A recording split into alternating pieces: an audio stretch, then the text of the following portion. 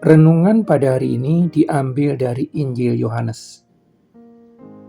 Demikian firman Tuhan yang disampaikan di dalam Yohanes 5 ayat 15 sampai 21. Orang itu keluar lalu menceritakan kepada orang-orang Yahudi bahwa Yesuslah yang telah menyembuhkan dia. Dan karena itu orang-orang Yahudi berusaha menganiaya Yesus karena ia melakukan hal-hal itu pada hari Sabat. Tetapi ia berkata kepada mereka, "Bapakku bekerja sampai sekarang, maka aku pun bekerja juga."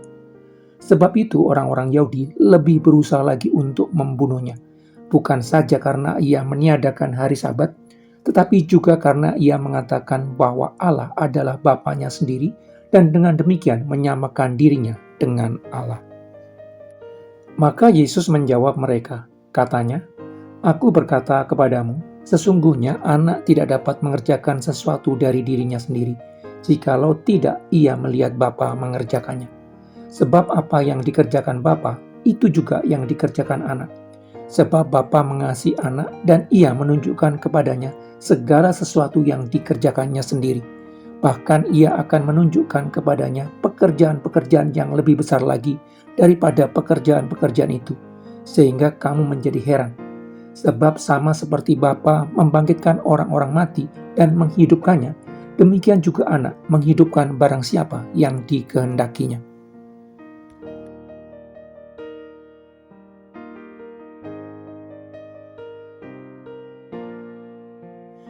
Yesus mendatangi orang yang sakit tak tersembuhkan selama 38 tahun yang berbaring di dekat kolam Bethesda dan menanyakan, "Maukah engkau sembuh?"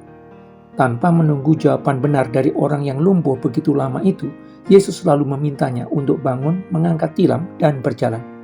Orang yang puluhan tahun lumpuh itu lalu bangun, mengangkat tilamnya, dan berjalan. Yesus memulihkan tubuh orang yang lumpuh puluhan tahun itu. Mujizat terjadi. Tetapi ketika orang yang lumpuh puluhan tahun itu bangkit dari kelumpuhan dan berjalan dengan mengangkat tilamnya, mata orang-orang Yahudi tidak mengarah kepada terjadinya mujizat pemulihan kondisi jasmaninya, tetapi justru kepada tindakan mengangkat tilam yang dilakukan pada hari Sabat. Tindakan mengangkat tilam dikategorikan sebagai aktivitas mengangkat barang yang tidak diizinkan dilakukan pada hari Sabat. Atas teguran orang-orang Yahudi itu, orang lumpuh yang telah dipulihkan kondisi tubuhnya malah menyatakan bahwa Yesus yang telah menyembuhkannya yang memintanya untuk mengangkat tilamnya dan berjalan. Orang-orang Yahudi mengetahui bahwa orang yang mengangkat tilam itu adalah orang yang sebelumnya lumpuh puluhan tahun. Melihat bahwa itu bukan sekedar tindakan mengangkat tilam biasa, tetapi tilam di mana dirinya berbaring tidak berdaya begitu lama, karena ada kuasa yang melepaskannya dari ketidakberdayaan. Kuasa yang tidak dimiliki para pemimpin Yahudi. Karena itu orang-orang Yahudi berusaha menganiaya Yesus karena ia melakukan tindakan baik pemulihan kondisi jasmani orang yang lumpuh pada hari Sabat. Hari di mana diatur begitu ketat aktivitas yang boleh dan tidak boleh dilakukan. Menyembuhkan orang sakit dikategorikan sebagai pekerjaan yang tidak boleh dilakukan di hari Sabat. Atas protes keras orang-orang Yahudi atas tindakannya menyembuhkan orang sakit pada hari Sabat, Yesus mengatakan bahwa Bapakku bekerja sampai sekarang, maka aku pun bekerja juga. Penjelasan Yesus bahwa Allah Bapa bekerja sampai sekarang berarti setelah menciptakan alam semesta dan segala isinya, Allah tidak meninggalkannya begitu saja. Allah tidak membiarkan alam semesta berjalan begitu saja di luar kehendaknya. Allah tetap menopang alam semesta supaya berjalan sesuai kehendaknya. Allah tetap menjaga setiap planet tetap berjalan di orbitnya supaya tidak terjadi benturan dan kekacauan. Supaya siang tetap terang dan malam tetap gelap. Menjaga musim kemarau dan musim penghujan datang silih berganti. Allah tetap mengatur segala makhluk hidup di bumi supaya berjalan sesuai rancangannya. Allah tetap bekerja sejak menciptakan alam semesta dan segala isinya hingga saat ini. Sedangkan hari Sabat diciptakan untuk manusia, bukan manusia untuk hari Sabat. Hari Sabat diciptakan supaya manusia beristirahat setelah 6 hari bekerja. Penjelasan Yesus tentang Sabat merombak cara orang menyembah Allah. Orang Yahudi meyakini bahwa cara yang baik menyembah Allah adalah melalui pengaturan ketat tindakan jasmania, di mana salah satu ekspresinya dengan mengatur ketat aktivitas yang boleh dan tidak boleh dilakukan di hari Sabat. Dengan mengatakan bahwa Bapakku bekerja sampai sekarang, maka aku pun bekerja juga. Yesus juga menyamakan dirinya dengan Allah. Dengan mengatakan bahwa anak tidak dapat mengerjakan sesuatu dari dirinya sendiri, jikalau tidak ia melihat Bapa mengerjakannya, sebab apa yang dikerjakan Bapa, itu juga yang dikerjakan anak. Yesus menempatkan dirinya setelah Allah Bapa. Yesus melakukan sesuatu bukan berasal dari kehendak dirinya sendiri. Yesus melakukan apa yang dikehendaki Allah Bapa. Karena Allah Bapa dan Yesus adalah satu, Yesus tidak akan melakukan apa yang tidak dikehendaki Allah Bapa. Yesus tidak akan melakukan apa yang tidak dilakukan Allah Bapa. Terjadi keselarasan tindakan antara Allah Bapa dan Allah Anak.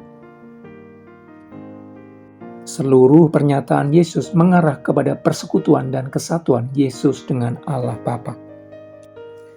Bagi orang Yahudi yang melihat Yesus dengan mata jasmani dan mendengar apa yang dikatakan Yesus dengan telinga jasmani, perkataan Yesus merupakan penghujatan. Menghina Allah karena menyamakan dirinya dengan Allah. Menyamakan dirinya yang terlihat sama dengan orang lain, bahkan terlihat tidak memiliki kelebihan jasmani dengan Allah. Karena itu orang-orang Yahudi lebih berusaha lagi untuk membunuhnya. Bukan saja karena ia meniadakan hari Sabat, tetapi juga karena ia mengatakan bahwa Allah adalah Bapanya sendiri dan dengan demikian menyamakan dirinya dengan Allah. Orang-orang Yahudi yang melihat Yesus memulihkan orang yang lumpuh puluhan tahun tetap melihatnya sebagai manusia biasa. Orang-orang Yahudi yang mendengar Yesus melakukan berbagai perbuatan ajaib yang hanya bisa dilakukan oleh Yang Maha Kuasa tetap melihatnya sebagai orang biasa. Cara orang Yahudi memandang Yesus juga terjadi kepada sebagian besar umat manusia di sepanjang zaman. Orang biasa yang diutus Allah. Itu sebabnya begitu sedikit orang yang mempercayai Yesus adalah Allah yang datang ke bumi dalam wujud manusia berdaging. Tetapi bagi orang yang mendapatkan anugerah ditarik Allah datang kepada Yesus Kristus dan diberikan mata dan telinga yang baru, akan bisa melihat dimulainya pemerintahan Allah atas hati umat manusia. Mata dan telinga yang baru akan memampukannya melihat Sang Raja Kerajaan Allah mulai menata ulang berbagai hal di dunia yang rusak akibat kuasa dosa. Karena itu, sebagai orang yang diberikan hati yang baru sehingga bisa melihat Yesus adalah firman yang menjadi manusia, mendengarkan dan menjadikan perkataannya sebagai panduan dalam keputusan hidup merupakan keharusan. Sebagai orang yang diberikan kemampuan melihat kesatuan antara Yesus dengan Allah Bapa, menjalani hidup sesuai rancangan damai sejahteranya merupakan keharusan.